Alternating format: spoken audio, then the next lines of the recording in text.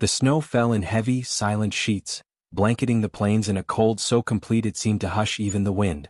Colt Harrow rode slowly, the leather of his saddle stiff with frost, the hooves of his horse sinking into the whiteness like soft percussion against the emptiness. Twilight stretched across the horizon in bruised shades of purple and gold, and somewhere beneath the storm, a thin, trembling voice called out. He followed the sound, each step of the horse pressing him closer to the edge of something he could not yet name.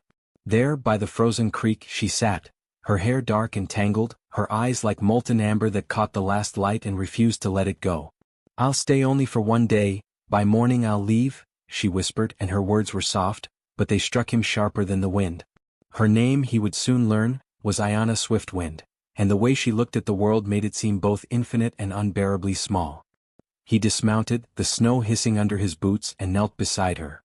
For a moment neither spoke. The fire of curiosity and fear danced in their eyes, each measuring the other's soul. And yet, even as he offered his hand, she wavered, as if trusting him could undo her carefully guarded self.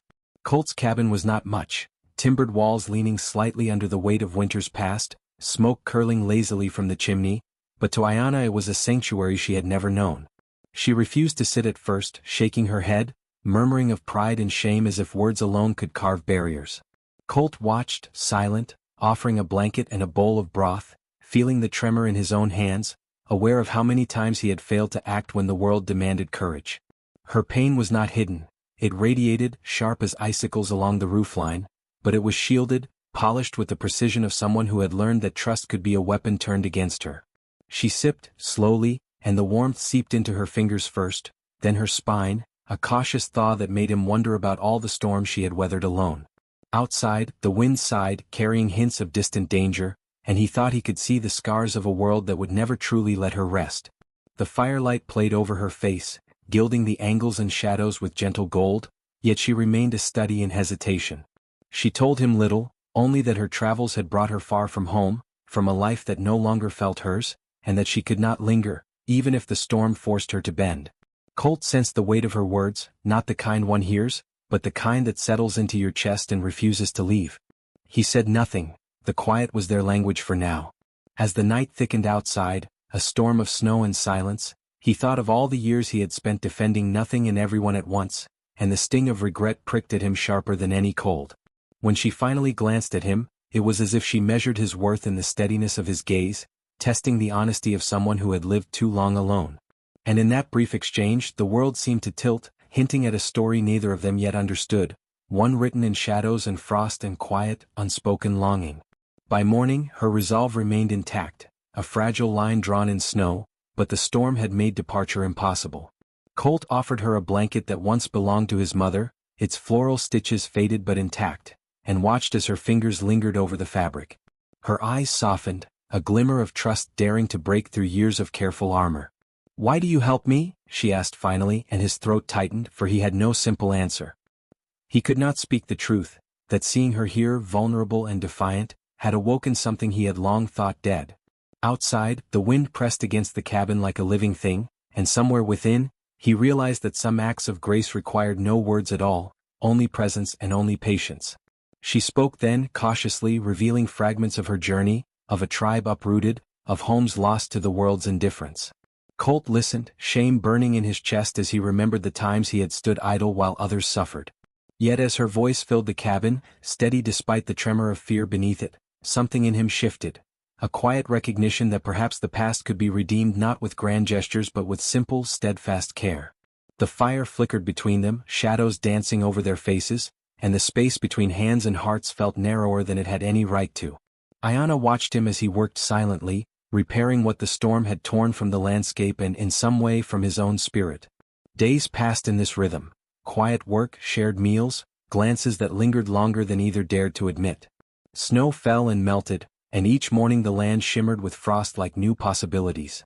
They brushed against each other while patching saddles or stacking firewood, their fingertips met by accident, sparking something neither could yet name. "No one has ever seen me," she murmured one evening, voice trembling against the wind that rattled the windows. "No one like this." Colt, ashamed and hopeful at once, realized she spoke not of fear but of recognition, of being acknowledged without judgment. Snow dusted the cabin sill, a quiet witness to small, tender revolutions of the heart. The townsfolk inevitably arrived to test the bond forming between them.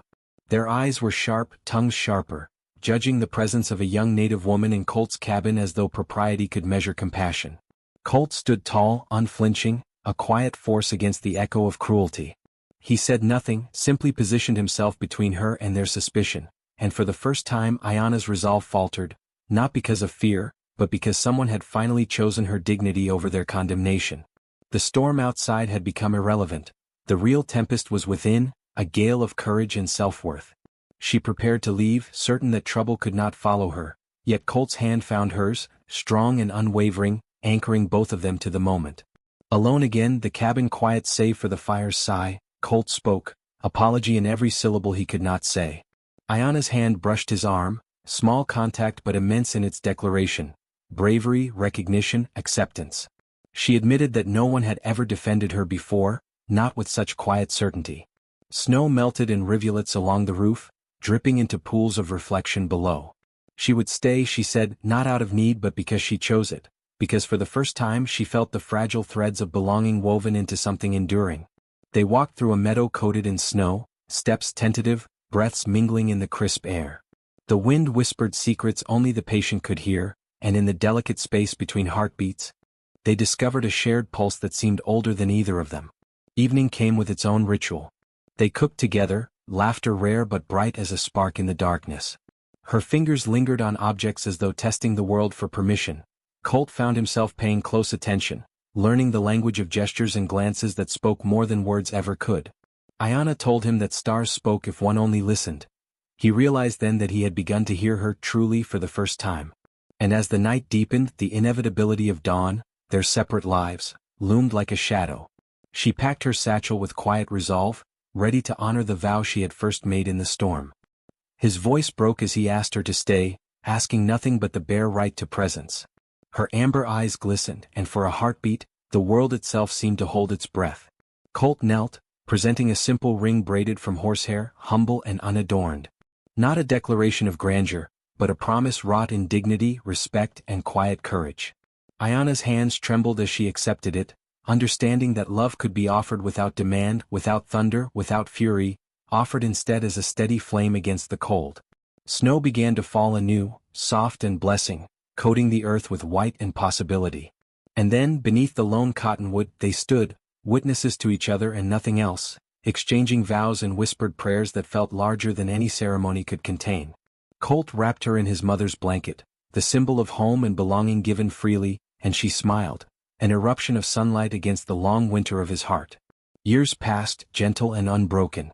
They raised horses, tended fields, laughed softly at the passing seasons. The townsfolk, once suspicious, came to respect the quiet strength of Ayana Swiftwind, and Colt never forgot the stormy night she arrived. Every winter, she reminded him, with a glance or a whispered word, that she had almost left by morning, but had chosen instead to remain, and in that choice their lives became intertwined.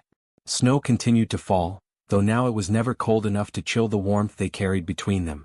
Their home was filled with small acts of grace, of patience, of quiet care, the kind that built a life neither could have imagined alone. And so, if you walk the plains in winter, if you watch the snow falling thick and silent across a world too vast to understand at once, remember this.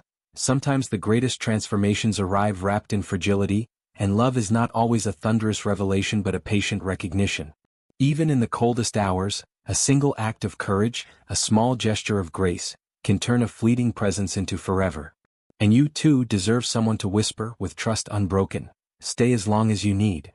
Hold that in your heart as you step forward, and you will find that the storms we fear most may carry the most unexpected gifts.